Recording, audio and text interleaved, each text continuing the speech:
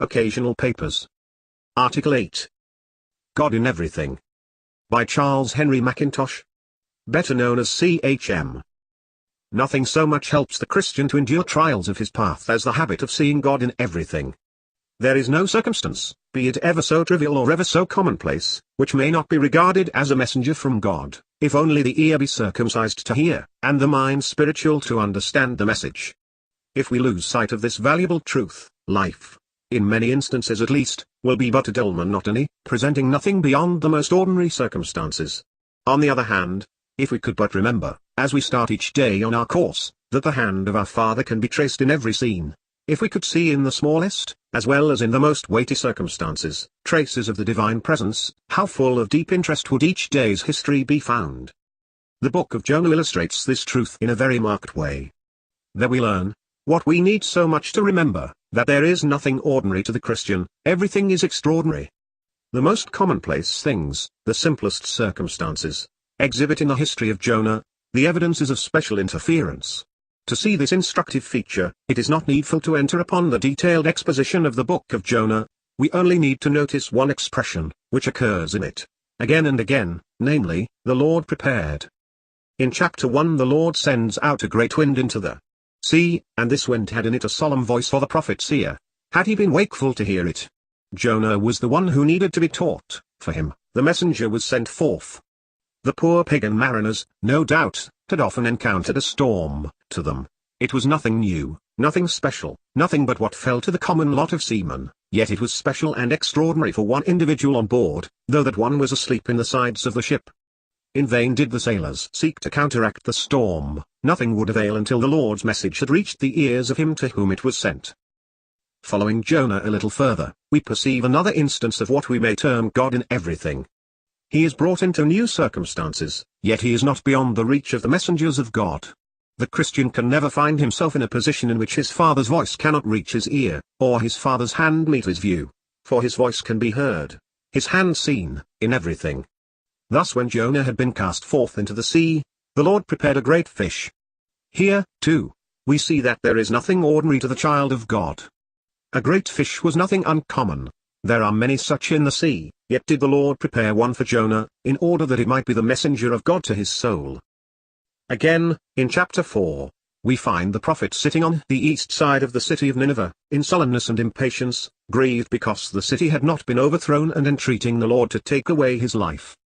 He would seem to have forgotten the lesson learned during his 3 days' sojourn in the deep, and he, therefore, needed a fresh message from God, and the Lord prepared a gourd. This is very instructive. There was surely nothing uncommon in the mere circumstance of a gourd. Other men might see 1,000 gourds, and, moreover, might sit beneath their shade, and yet see nothing extraordinary in them. But Jonah's gourd exhibited traces of the hand of God, and forms a link, unimportant link, in the chain of circumstances through which, according to the design of God, the prophet was passing. The gourd now, like the great fish before, though very different in its kind, was the messenger of God to his soul. So Jonah was exceeding glad of the gourd. He had before longed to depart, but his longing was more the result of impatience and chagrin, than of holy desire to depart and be at rest forever. It was the painfulness of the present, rather than the happiness of the future that made him wish to be gone. This is often the case. We are frequently anxious to get away from present pressure, but if the pressure were removed, the longing would cease. If we longed for the coming of Jesus, and the glory of his blessed presence, circumstances would make no difference, we should then long as ardently to get away from those of pressure and sorrow. Jonah, while he sat beneath the shadow of the gourd, thought not of departing, and the very fact of his being exceeding glad of the gourd proved how much he needed that special messenger from the Lord. It served to make manifest the true condition of his soul. When he uttered the words, "Take, I beseech thee, my life from me, for it is better for me to die than to live." The Lord can make even a gourd the instrument for developing the secrets of the human heart. Truly the Christian can say, God is in everything. The tempest roars, and the voice of God is heard. A gourd springs up in silence, and the hand of God is seen. Yet the gourd was but a link in the chain, for the Lord prepared a worm, and this worm, trifling as it was when viewed in the light of an instrument, was, nevertheless, as much the divine agent as was the great wind, or the great fish. A worm, when used by God, can do wonders. It withered Jonah's gourd, and taught him, as it teaches us, a solemn lesson. True, It was only an insignificant agent, the efficacy of which depended upon its conjunction with others. But this only illustrates the more strikingly the greatness of our Father's mind. He can prepare a worm, and he can prepare a vehement east wind, and make them both, though so unlike, conducive to his great designs. In a word, the spiritual mind sees God in everything.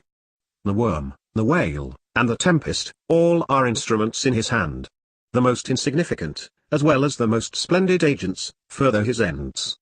The east wind would not have proved effectual, though it had been ever so vehement, had not the worm first done its appointed work.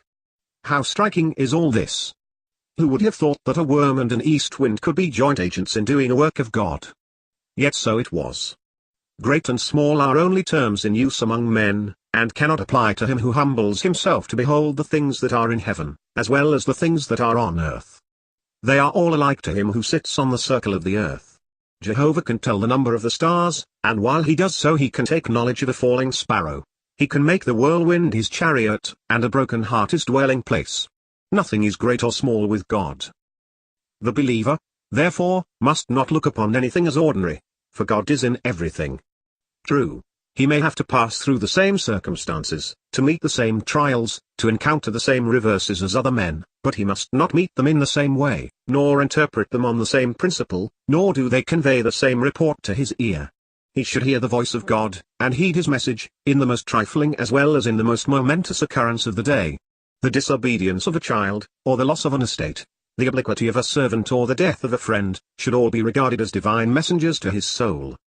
So also, when we look around us in the world, God is in everything. The overturning of thrones, the crashing of empires, the famine, the pestilence, and every event that occurs among nations, exhibit traces of the hand of God, and utter a voice for the ear of man. The devil will seek to rob the Christian of the real sweetness of this thought. He will tempt him to think that, at least, the commonplace circumstances of everyday life exhibit nothing extraordinary, but only such as happen to other men. But we must not yield to him in this. We must start on our course every morning, with this truth vividly impressed on our mind: God is in everything.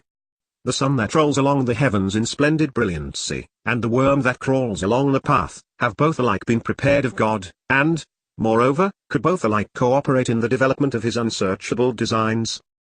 I would observe, in conclusion, that the only one who walked in their remembrance of the above precious and important truth was our blessed Master. He saw the Master's hand and heard the Father's voice in everything. This appears preeminently in the season of the deepest sorrow. He came forth from the Garden of Gethsemane with those memorable words, "The cup which my Father has given me, shall I not drink it?" Thus recognizing in the fullest manner, that God is in everything. CHM